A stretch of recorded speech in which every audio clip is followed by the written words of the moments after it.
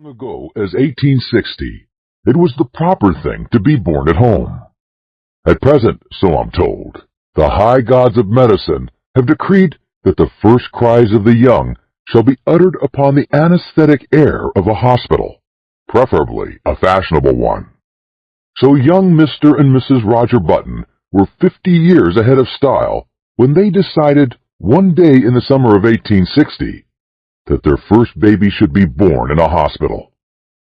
Whether this anachronism had any bearing upon the astonishing history I am about to set down will never be known.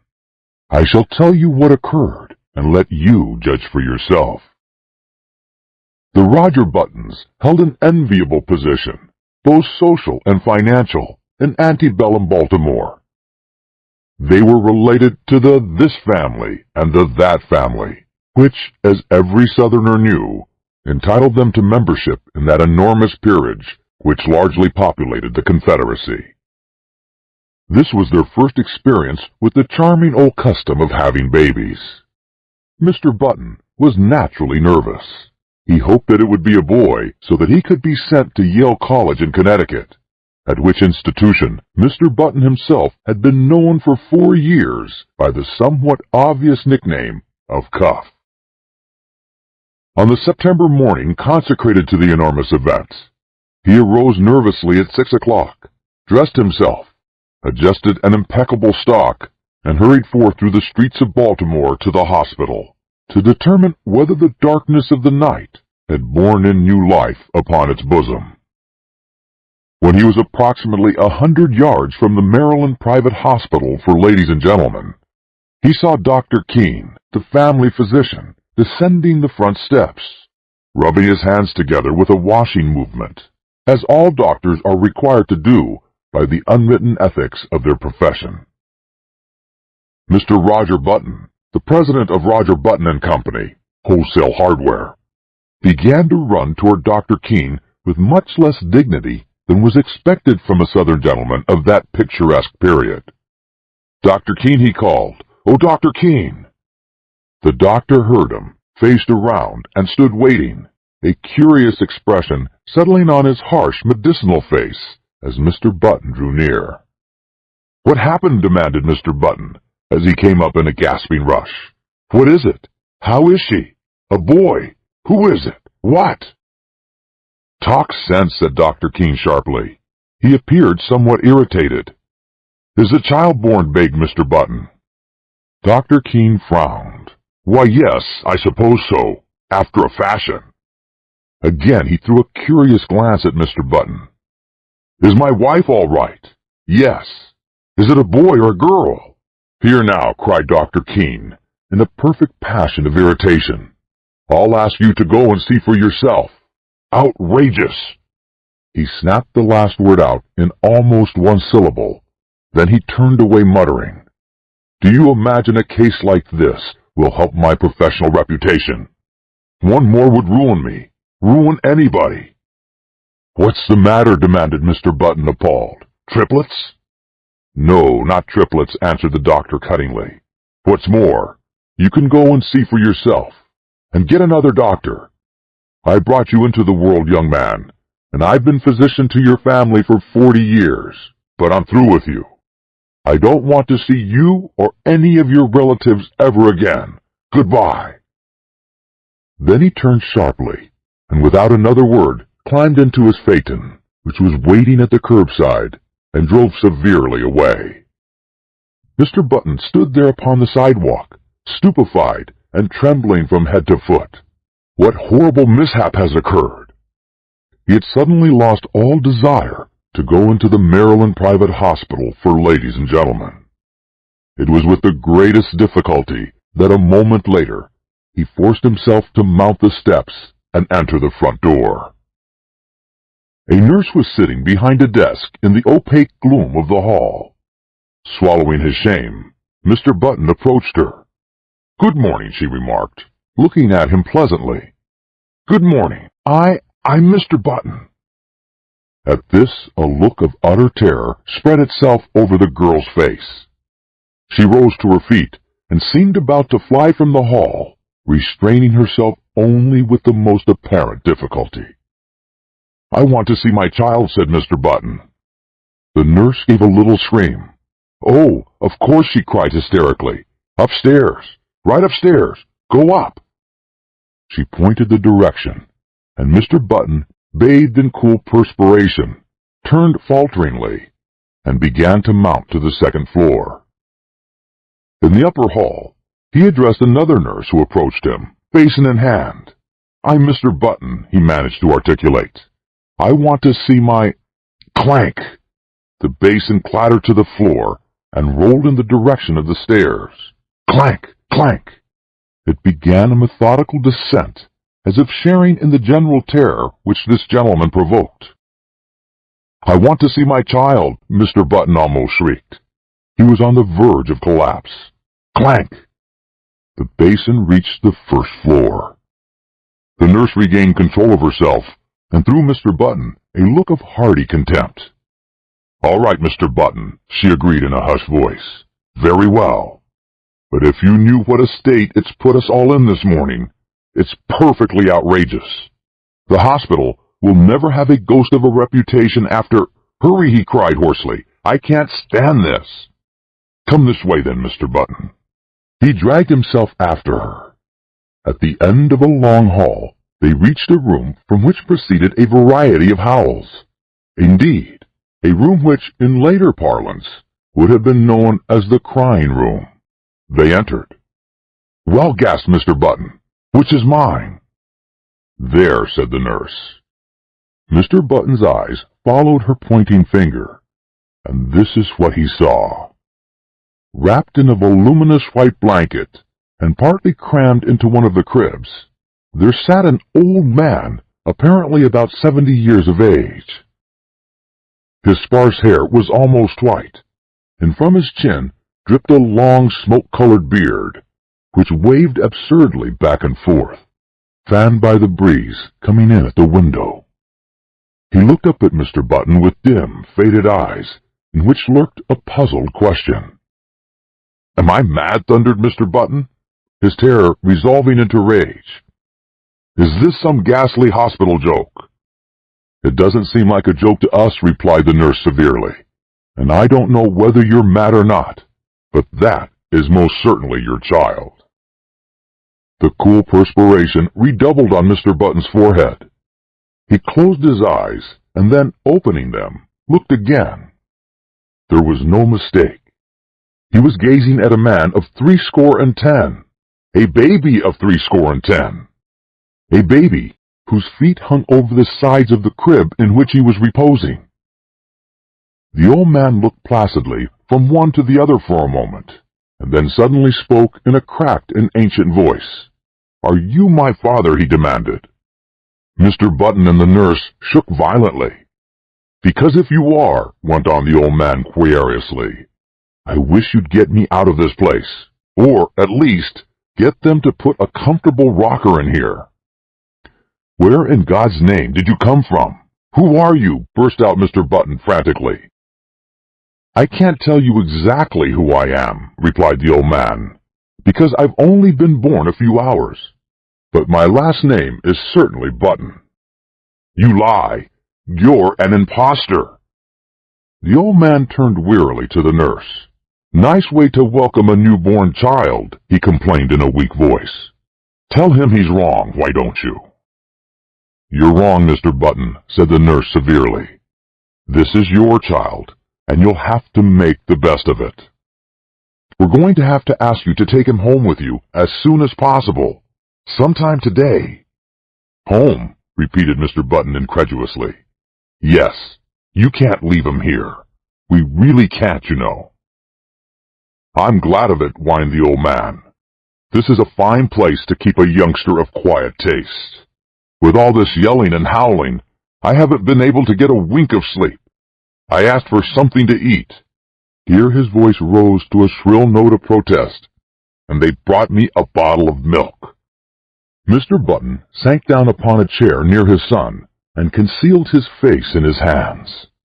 "My heavens," he murmured in an ecstasy of horror. "What will people say? What must I do?" "You'll have to take him home," insisted the nurse. "Immediately." A grotesque picture formed itself with a dreadful clarity before the eyes of the tortured man. A picture of himself walking through the crowded streets of the city with this appalling apparition stalking by his side. I can't," he moaned. People will stop to speak to him, and what was he going to say? He would have to introduce this septuagenarian. "This is my son, born early this morning."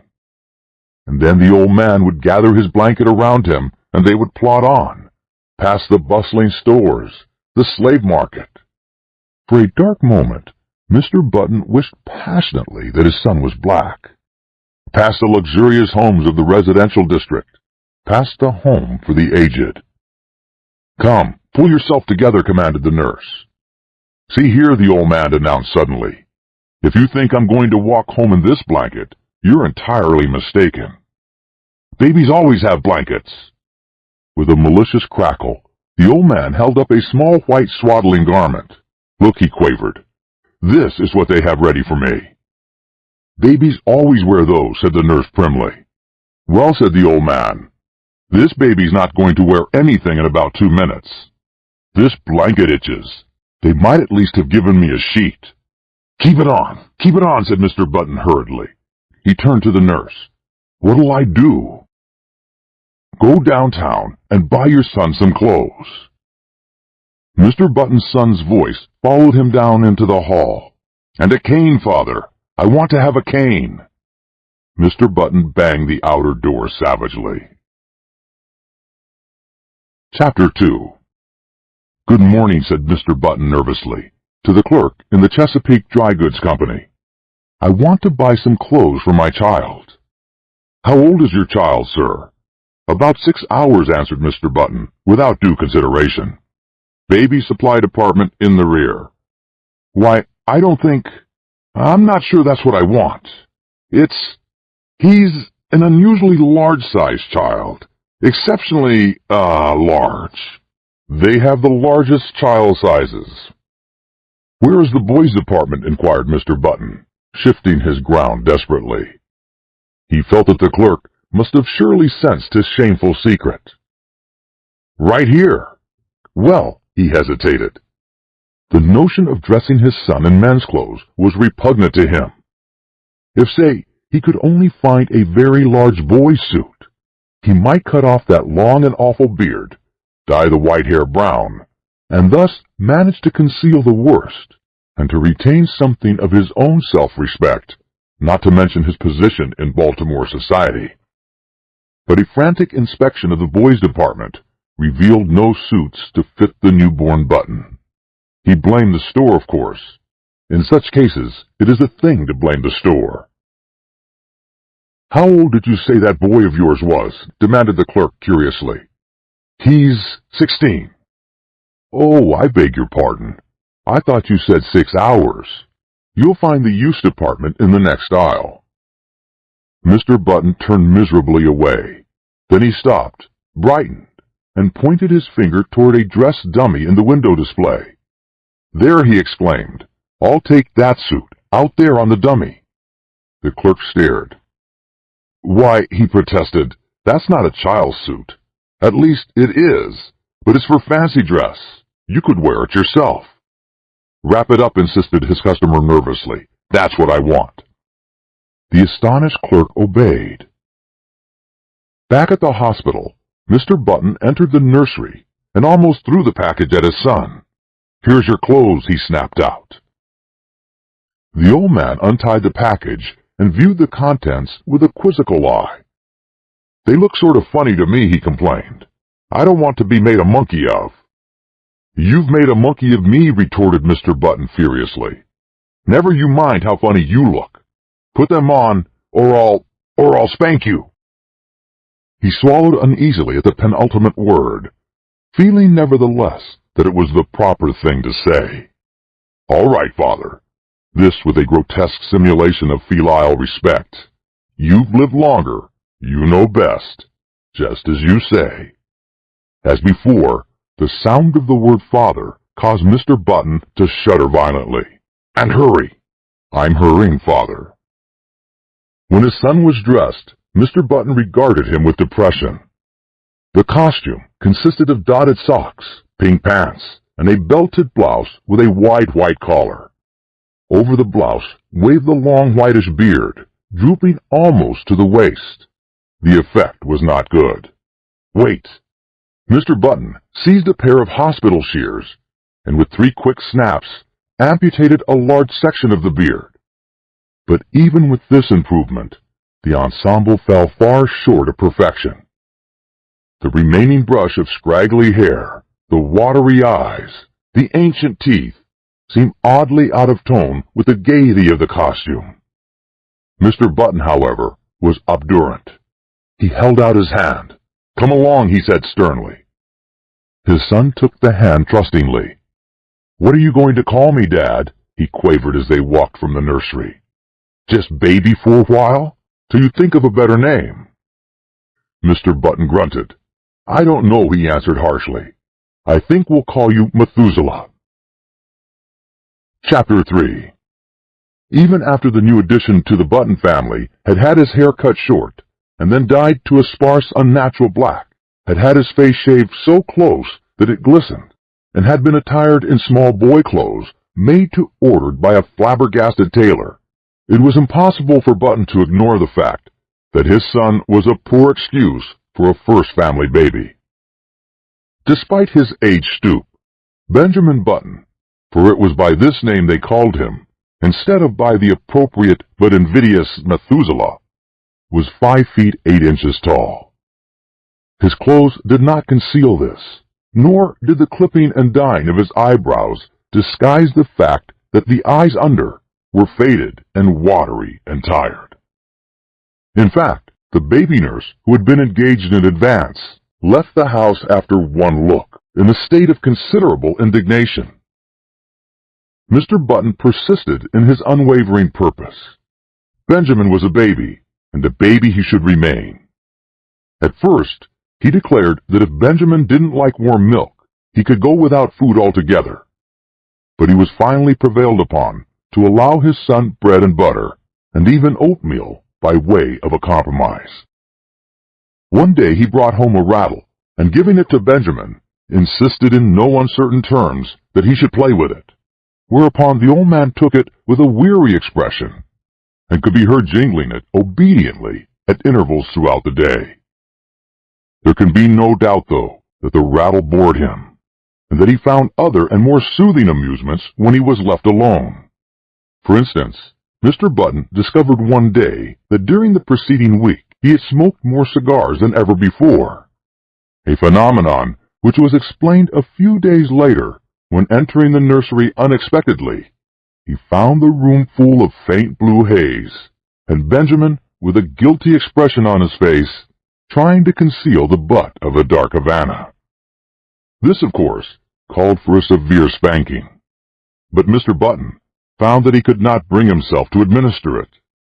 He merely warned his son that cigars would stunt his growth. Nevertheless, he persisted in his attitude.